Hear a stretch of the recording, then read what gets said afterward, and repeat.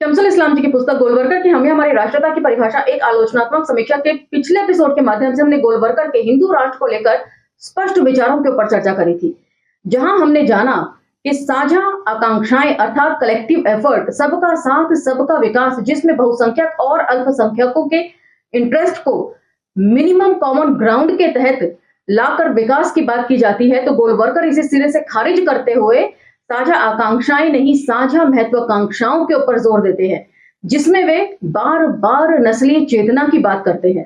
तो हिंदू राष्ट्र चाहने वालों को भी अब यह बात सोचनी है कि हिंदू राष्ट्र आखिर बन किन के लिए रहा है। हिंदुओं में भी वे सबको इंक्लूड नहीं करते हैं, हिंदुओं में भी कैटेगरी जो है वो नस्लीय चेतना की बात करते हैं, नस्ल यानी कि आर्य नस्ल विशुद्ध रूप से। तो हिंदू राष्ट्र किन के लिए बन रहा है, अभी आप जानिए।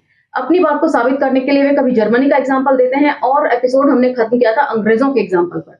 एपिसोड को हम वहीं से कैरी ऑन करेंगे, तो चलिए मेरे साथ। जय भीम, मैं शालिनी और आप देख रहे हैं अंबेडकर नामा। तो आज का एपिसोड जरा ध्यान से सुनिएगा, क्योंकि आज के एपिसोड में जो भी बातें गोलवरकर कह रहे हैं, उनमें से कुछ बातों पर मैं पूरी तरह इत्तेफाक रखती हूं उनसे। यहां तक कि डॉक्टर अंबेडकर भी कुछ ना कुछ तरीके से इत्तेफाक रखते थे इनकी बातों से। ध्यान से सुनिए। जो राष्ट्र आज हमारे सबसे अधिक संपर्क में है वह इंग्लैंड है, और हम अपने अध्ययन में सबसे पहले इसे ही लेंगे। जहां तक देश और नस्ल का सवाल है, ये इतने प्रत्यक्ष तथ्य हैं कि राष्ट्रीय अवधारणा में इसके महत्व पर कोई सवाल नहीं उठाता। संस्कृति भी इसी श्रेणी में आती है, और वह तो इसके लिए कुख्यात है कि कैसे हर राष्ट्र पूरी तत्परता से इसकी रक्षा करता है और अपने श्रेष्ठतम स्वरूप में इसे कायम रखता है। संस्कृति से इनका मतलब इनके डूज एंड डोंट्स हैं, जो इनके वेदों से निकल कर आ रहे हैं। तो संस्कृति अपने आप में इनके लिए एक धर्म है, और जबकि यूरोप के बहुत से देशों ने जो है इस संस्कृति को दरकिनार कर रखा है। लेकिन गोलवरकर इसे किस तरह लिख रहे हैं, ये सुनिए। उलझा हुआ मुद्दा है धर्म, और एक हद तक भाषा भी, खास तौर पर तब जबकि लोकतांत्रिक राज्य धर्म से हाथ झाड़ लेने का दावा कर रहे हैं, तो धर्म की सावधानी पूर्वक समीक्षा की जानी जरूरी है। क्या इंग्लैंड किसी राज्य धर्म को मानता है? उत्तर साफ तौर पर है हाँ। नहीं तो आखिर यह आवश्यक शर्त क्यों होनी चाहिए कि वहां के राजा प्रोटेस्टेंट मत को मानने वाला हो? क्यों चर्च ऑफ इंग्लैंड, इस चीज को जरा ध्यान से सुनिए, क्यों चर्च ऑफ इंग्लैंड के सभी पादरियों को सरकारी खजाने से वेतन मिलता है? और इससे भी अधिक उल्लेखनीय यह है कि क्यों सरकारी खर्चे पर उस चर्च का एक बिशप कलकत्ता में नियुक्त किया गया है? क्या अंग्रेजी राष्ट्र प्रत्यक्ष या परोक्ष तौर पर हिंदुस्तान तथा अन्य जगहों पर मिशनरी गतिविधियों को सहायता नहीं देता? अगर ये और कुछ नहीं बस धार्मिक सहिष्णुता है, तो क्यों नहीं सबसे महत्वपूर्ण पवित्र स्थानों के हिंदू पुजारियों को भी ब्रिटिश सरकार द्वारा तनख्वाह दी जाती? मैं इस बात का पूरा समर्थन करती हूँ कि पुजारियों को दरअसल अब तनख्वाहें ही दी जानी चाहिए। उनके लिए भी एक मिनिमम एजुकेशनल प्रोग्राम होना चाहिए, जिसे एक जो क्वालिफिकेशन है उसको लागू किया जाना चाहिए, और उसमें जो पुजारी पास होते हैं सिर्फ उन्हीं की रिक्रूटमेंट होनी चाहिए। उनको भी जैसे बाकी सरकारी कर्मचारियों को तनख्वाह मिलती है, पुजारियों को भी तनख्वाह पर तनखैया बोलना चाहिए, होना चाहिए पुजारियों को भी, और उनकी तनख्वाह से भी टैक्स कटना चाहिए। डॉक्टर अंबेडकर ने जाति के विनाश में एक विकल्प के तौर पर इसको रखा है कि जिस तरह आईएएस आईपीएस लोगों के एग्जाम होते हैं, वैसे ही पुजारियों का भी एग्जाम होना चाहिए, कंडक्ट करवाना चाहिए इस एग्जाम को, और उन्हें तनख्वाह बाकायदा दी जानी चाहिए सरकार की तरफ से काम करने के लिए। दक्षिणा जो है वो पूरी तरीके से बंद हो जानी चाहिए। चाहे तो जाति का विनाश आप दोबारा पढ़ सकते हैं, या उसके ऊपर जो बने हुए वीडियोस हैं प्लेलिस्ट में, उसे भी चेक कर सकते हैं। और क्यों नहीं कलकत्ता के उस बिशप को अपने संसाधनों के भरोसे छोड़ दिया जाता है, और वे अपने अनुयायियों के दान पर गुजारा करें? तो एक बार इसको पलटकर देखने की जरूरत है।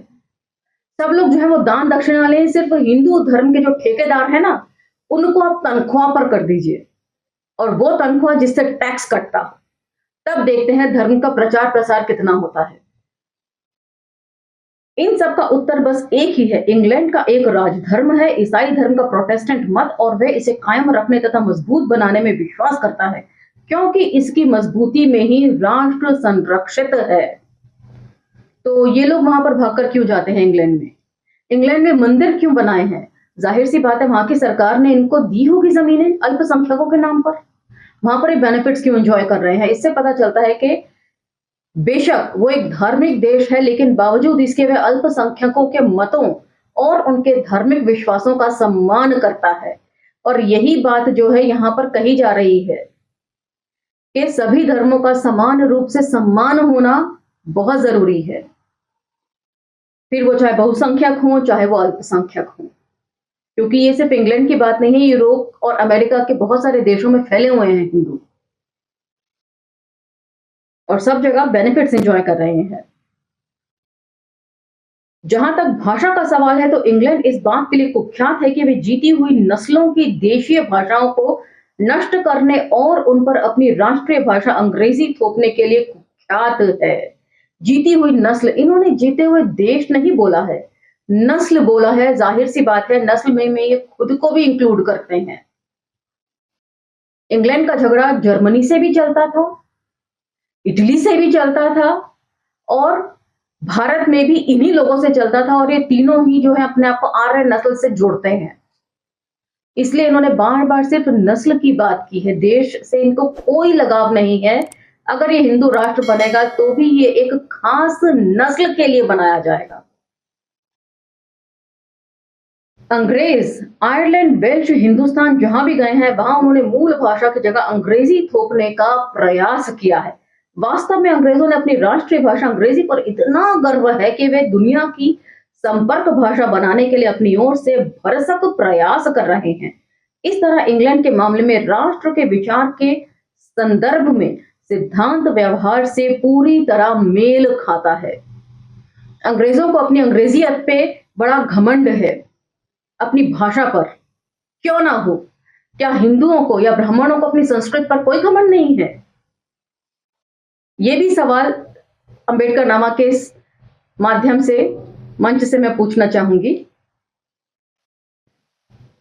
एक और देश जिस पर आजकल दुनिया भर की सबसे ज्यादा निगाहें हैं, वह है जर्मनी। यह राष्ट्र एक बेहद ध्यान आकर्षित करने वाला उदाहरण पेश करता है। अब इस उदाहरण को भी आप बेहद ध्यान से सुनिएगा। अंग्रेजों के ऊपर इन्होंने इल्जाम लगाया कि अपनी भाषा को दूसरों के ऊपर थोपना चाहते हैं। मैं तो अंग्रेजों का शुक्रिया अदा करना चाहूंगी कि उन्होंने बोला कि आओ अंग्रेजी सीखो और अंग्रेजी के माध्यम से दुनिया भर के लिटरेचर को जानो, दुनिया भर की क्रांतियों को समझो।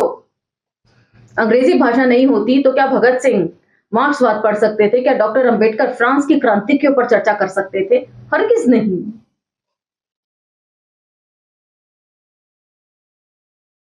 अब जर्मनी के ऊपर बात होती है। आधुनिक जर्मनी ने इसके लिए बहुत कोशिश की और काफी हद तक उसने अपने पास वंशानुगत रूप से रह रहे संपूर्ण भूभाग को एक बार फिर अपने नियंत्रण में लेने की आकांक्षा को पूरा भी किया है, जो राजनीतिक विवादों के परिणाम स्वरूप भिन्न भिन्न राज्यों के तहत भिन्न भिन्न देशों में विभाजित हो गए थे। मतलब जर्मन भी कहीं कहीं, मतलब हम लोग अपना देश छोड़कर दूसरे देश में रोजगार की तलाश में या किसी भी तरीके से पहुंचते हैं, तो जहां जहां भी ये जर्मन रहे, उन्होंने अपनी नस्लीय चेतना को जागृत किया।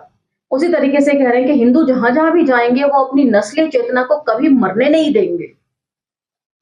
तो जब ये खुद जहां पर ये अल्पसंख्यक के बेनिफिट्स लेते हैं, वहां पर भी अपने आप को हिंदू के तौर पर ही समझते हैं और अपनी नस्लीय चेतना को जागृत रखते हैं, तब फिर इन्हें इंग्लैंड हो चाहे कोई भी दूसरा हो, उसके ऊपर इल्जाम लगाने का क्या अधिकार है? मिसाल के तौर पर ऑस्ट्रिया, जर्मनी और बावेरिया जैसे दूसरे प्रदेशों की ही तरह महज एक राज्य था जिनसे मिलकर जर्मनी बना था। तार्किक दृष्टि से ऑस्ट्रिया को एक स्वतंत्र देश नहीं बल्कि जर्मनी का हिस्सा ही होना चाहिए। यही बात प्रथम विश्व युद्ध के बाद बने नए देश चेकोस्लोवाकिया में शामिल किए गए उन हिस्सों पर भी लागू होती है जिनमें जर्मनी आबादी थी।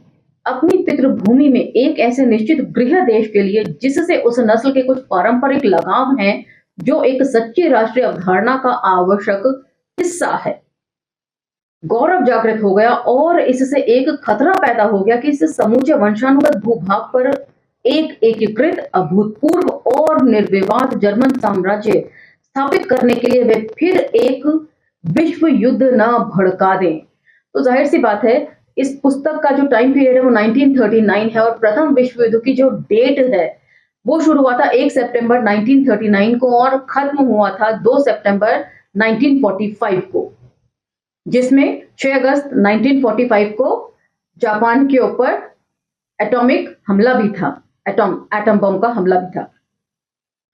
तो उस समय सिर्फ ऐसी सिचुएशन बन रही थी कि वर्ल्ड वॉर शुरू हो सकती है, तो इसीलिए ये लिख रहे हैं। तो सेकेंड वर्ल्ड वॉर की सबसे बड़ी वजह जो थी वो जर्मनी ही था, और यही वो वजह थी, अपनी नस्लीय चेतना की वजह से ये वर्ल्ड वॉर छिड़ गया था कि वो जहां जहां भी जर्मन आबादी थी उन सभी हिस्सों को जो है वो जर्मनी के अधिकार में लाना चाहता था जर्मन। तो हिस्ट्री के बगैर कोई बात हो ही नहीं सकती। संस्कृति के ऊपर बात करने वाले भी इतिहास के ऊपर ही दरअसल बात कर रहे होते हैं। तो इसलिए आप चाहें कोई भी सब्जेक्ट पढ़े, इनफैक्ट साइंस भी आप क्यों ना पढ़े, तो साइंस की भी एक अपनी हिस्ट्री होती है कि किस तरीके से कौन सी दवाई का आविष्कार करने के पीछे उसका क्या क्या इतिहास रहा है। तो हिस्ट्री अपने आप में एक सबसे इंपॉर्टेंट चैप्टर है, सब्जेक्ट है। अब आगे सुनिए क्या बोलते हैं। जर्मनी की स्वाभाविक और तार्किक आकांक्षा अब पूरी हो गई है और वर्तमान में भी देश के कारक का महान महत्व एक बार फिर पुष्ट हुआ है। अब हम राष्ट्र के विचार के अगले घटक नस्ल पर आते हैं, जिसके साथ धर्म तथा संस्कृति अविभाज्य रूप से जुड़े हुए हैं, और जहां धर्म वैसी सर्व समाहितकारी शक्ति नहीं है जैसा कि उसे होना चाहिए। माफी चाहती हूँ, वर्ड थोड़ा मिसप्रिंट है। जर्मन नस्ल का गर्व आज चर्चा का विषय बन गया है। नस्ल तथा उसकी शुद्धता बनाए रखने के लिए देश को सामी नस्लों यहूदियों से स्वच्छ करके जर्मन ने दुनिया को स्तब्ध कर दिया है। दुनिया हो ना हो, मगर ये जरूर स्तब्ध हो गए थे, क्योंकि इन्हें एक बेस चाहिए था अपने आप को रिवाइव करने का, जो जर्मनी ने इन्हें नस्ली चेतना के आधार पर दे दिया था। यहां नस्ल का गौरव अपने सर्वोत्तम रूप में अभिव्यक्त हुआ है। जर्मनी ने यह भी दिखा दिया कि किस तरह ऐसी नस्लें तथा संस्कृतियों का जिनकी भिन्नताएं उनकी जड़ों तक ले जाती हैं, एक एकीकृत समग्रता में घुलना मिलना लगभग असंभव ही है। मतलब अल्पसंख्यकों को उनकी पृथक पहचान के साथ नहीं अपनाया जा सकता, उन्हें हमें सरेंडर करके ही हम अपना सकते हैं। उन्हें पहले सरेंडर करना होगा, हिंदू धर्म का वर्चस्व स्थापित होगा उनके ऊपर, तब जो है वो यहाँ पर रह सकते हैं। उनको उनकी पृथक पहचान के साथ नहीं अपनाएंगे हम, यही वो कह रहे हैं गोलवरकर। ये हिंदुस्तान में हमारे लिए एक अच्छा सबक है, सीखें और लाभान्वित हों।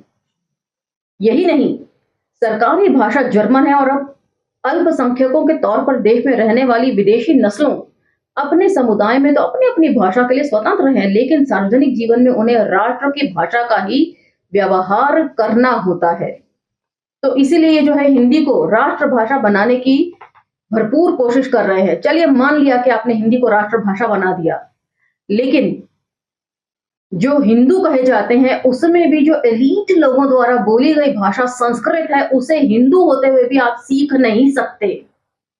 4 वर्णों के साथ साथ एससी और एसटी को भी इन्होंने हिंदू धर्म में शामिल माना है, लेकिन क्या एक अस्पृश्य संस्कृत सीख सकता है? डॉक्टर अंबेडकर ने अपने लेखन में स्पष्ट तौर पर इसको लिखा है कि वे बचपन में संस्कृत सीखना चाहते थे, लेकिन उनके जो पंडित टीचर थे संस्कृत के, उन्होंने साफ मना कर दिया कि वो नहीं सिखाएंगे। इन सब चीजों को उन्होंने लिखा है, और क्रिस्तोफ जाफरेलो की पुस्तक भीमराव अंबेडकर एक जीवनी जातीय उन्मूलन का संघर्ष एवं विश्लेषण में भी इसे हमने पढ़ा है। तो अब आगे बढ़ते हैं। धर्म का कारक भी अनदेखा नहीं किया जा रहा है। गणराज्य का अगर कोई राष्ट्रपति बनता है तो उसे एक शपथ लेनी होती है जो अपनी प्रकृति में पूरी तरह धार्मिक है। सरकारी छुट्टियां ज्यादातर ईसाई छुट्टियां हैं, रोमन कैथोलिक पंथ के अनुसार।